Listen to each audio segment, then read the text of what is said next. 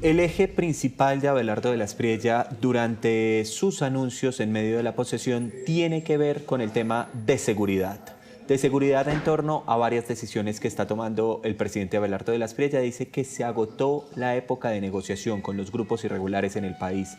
Dice además o anuncia traslados de cabecillas de las cárceles del país. En segundo lugar, en tercer lugar, habla de que no habrá concesiones sobre los cabecillas trasladados de la cárcel de Itagüí. Hay que decir que ya llegaron, por ejemplo, a La Picota, por ejemplo, precisamente a la cárcel de Girón. Vamos a escuchar el anuncio que hizo en medio de la posesión sobre el tema de seguridad Abelardo de la Espriella.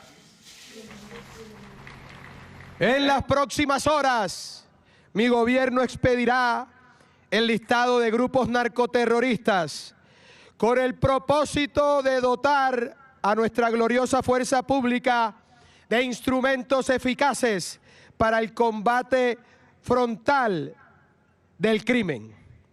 La opción del diálogo está completamente agotada. El Estado históricamente fue suficientemente noble. El Estado, bajo el régimen que ha terminado, fue suficientemente cómplice. En la era del tigre será contundente y certero contra el crimen.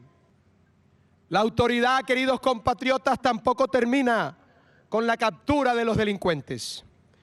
En mi gobierno se construirán megacárceles.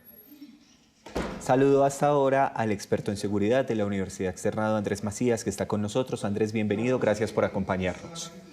Pablo, un gusto estar aquí con ustedes. Bueno, tenemos varias preguntas en torno a los anuncios hechos por el presidente Abelardo de la Espriella, que arranca entonces diciendo que la época de diálogo se agotó, que se agotaron esas concesiones, y habla de lo que llamaríamos entonces operativos directos en contra de estos grupos criminales. ¿Sirve esta estrategia? Porque es que vemos que en el país ya hubo época de negociaciones, época de mano fuerte, pero seguimos en violencia. Bueno, Pablo, aquí lo que es evidente es que en las palabras del presidente hay un cambio de paradigma o un cambio de enfoque frente al gobierno anterior. Y eso fue parte de la campaña y yo creo que aquí lo está aterrizando a medidas muy específicas que las mencionó en su discurso, que ya se han visto algunas de las iniciativas como el traslado de sus cabecillas y nuevas capturas el día de hoy. Y yo creo que esto es fundamental, esto funciona.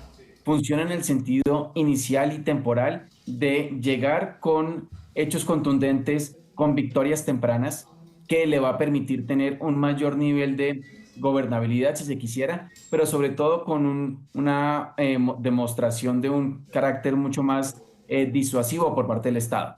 Entonces, en ese sentido es fundamental.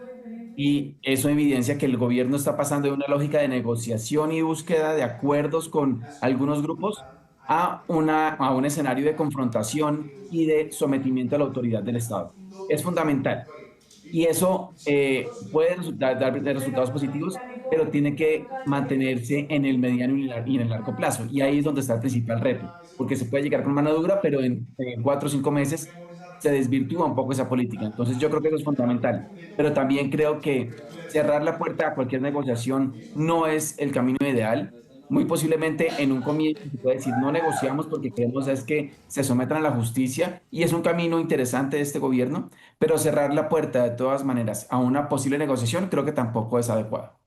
Sí, Andrés, quiero preguntar sobre el tema del anuncio que ha hecho Estados Unidos para una inyección de capital. Habla entonces de un número importante de dólares para precisamente el combate de esos grupos irregulares.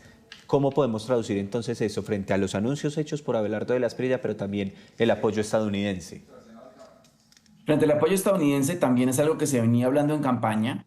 También marca una diferencia importante con el gobierno saliente de Gustavo Petro debido a la relación bilateral con Estados Unidos. Y aquí el simbolismo es principalmente que Estados Unidos desde el principio dice yo voy a respaldar a este gobierno seguramente porque tienen unos ideales en materia de seguridad afines con la política exterior estadounidense y eso es un punto a tener en cuenta. Es cierto también que en Colombia hay un problema presupuestal complejo y para enfrentar todas las amenazas de seguridad hay que incrementar esos recursos para mantener las capacidades que hay, pero sobre todo para realizar inversión nueva, no solamente inversión de mantenimiento, sino inversión nueva, porque si no aumentamos las capacidades, muy difícilmente vamos a lograr enfrentar a los grupos armados que hay en diferentes niveles, con diferentes con diferentes características, con una mayor capacidad de adaptación. Eso nos lleva entonces a plantear que cualquier apoyo económico y más desde Estados Unidos, con la lógica que tiene y como el actor que es en materia de seguridad para Colombia, es muy positivo siempre y cuando esos recursos logren llegar o se conviertan específicamente en capacidades reales en materia de inteligencia, de tecnología, de lucha contra el narcotráfico, de las capacidades de vigilancia en las zonas de frontera, investigación criminal, persecución a las finanzas de organizaciones criminales transnacionales, es decir, en Colombia, pero también en el exterior. Entonces eso va a ser fundamental, pero no es ni la única salida ni la salida prioritaria porque los recursos que llegan son importantes, pero para incrementar esas capacidades se requiere un mayor nivel de recursos, que es parte de los retos de este gobierno en materia fiscal en los próximos meses. Andrés, estamos viendo en este momento en el país una serie de hechos que al parecer son respuesta de estos anuncios del presidente Abelardo de la Espriella. Estamos hablando entonces de atentados, de hostigamientos, atentados por ejemplo en el departamento del Cesar. Hay una situación en este momento en el departamento del Tolima. ¿Qué significa que esté ocurriendo esto en el país o por qué está pasando? Yo creo que es una respuesta previsible y yo creo que el gobierno entrante también lo tenía dentro de los escenarios posibles, porque al anunciar que se va a dar una lucha frontal con las estructuras criminales, estos grupos no se van a quedar de brazos cruzados y van a querer sentar un precedente, ejercer un mayor nivel de control territorial para demostrarle al gobierno, aquí nosotros también estamos y aquí mandamos, no somos tan débiles de pronto como ustedes creen. También para lograr llegar a la comunidad, decirle, ustedes tienen que estar de nuestro lado, así sea por la vía de cooptación armada, porque es que se viene una lucha frontal en donde muy seguramente muchos de esos grupos van a acudir a la población civil para instrumentar a la población civil y poder protegerse hasta cierto punto. Entonces, yo creo que era esperable.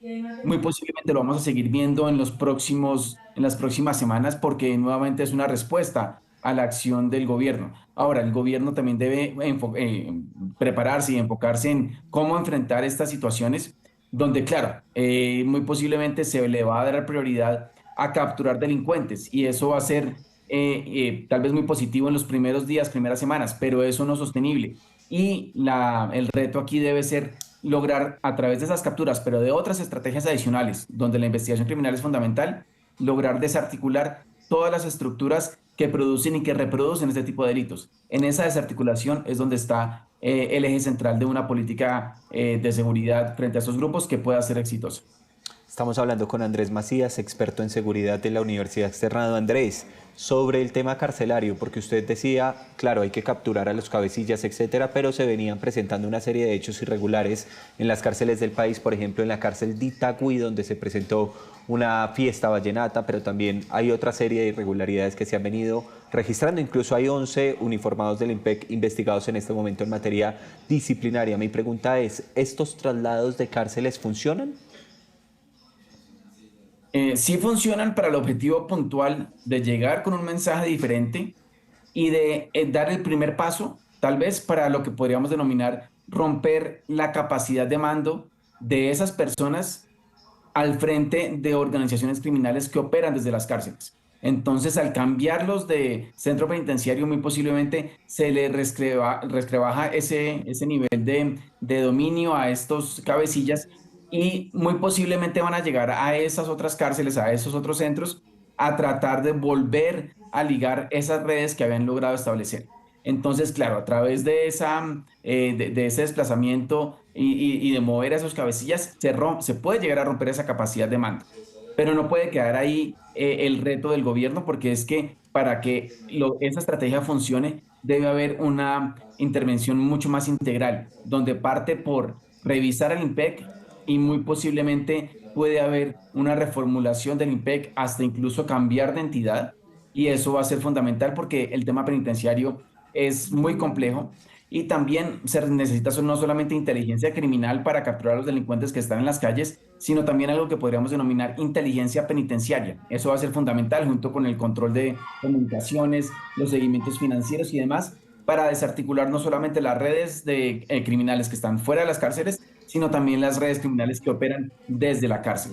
Entonces, no se trata solamente de cambiar a los cabecillas de cárcel, sino de cortar su capacidad de dirigir estas organizaciones criminales desde cualquier prisión en la que estén. Una de máxima seguridad seguramente tendrá mayores controles, pero habría que esperar a ver cómo logra implementarse esta estrategia que acaba de comenzar. Muy bien, Andrés, muchas gracias. Vamos a estar en constante comunicación porque es que son muchos los cambios que vienen o muchos los anuncios y queremos saber si se cumplen esas promesas de campaña. Gracias por acompañarnos. Claro que sí, con mucho gusto. Un saludo.